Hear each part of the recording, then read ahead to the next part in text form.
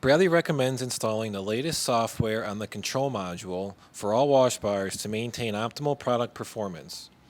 Installing an earlier version of the software will not harm the wash bar or control module. However, the wash bar may not function properly.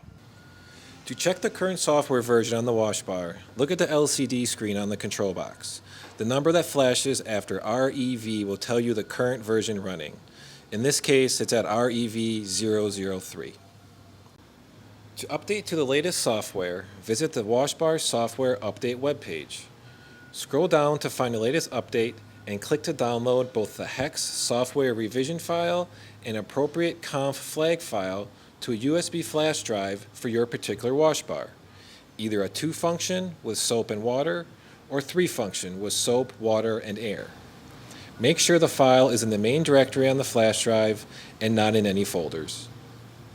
Then, place the USB drive into the master control board. Disconnect the power at the transformer to power off the control box, then plug it back in. The status LED light will start flashing green rapidly for a few seconds, then start flashing slowly, then turn off.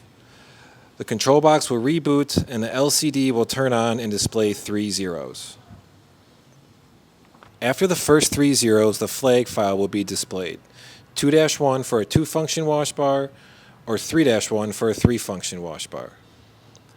The display will then cycle through the counts for soap, water, and air. At the end, the REV will come up showing the latest software version. In this case, REV004. Double check you have installed the software correctly by rebooting the control box again. Then check that the rev shows the latest version.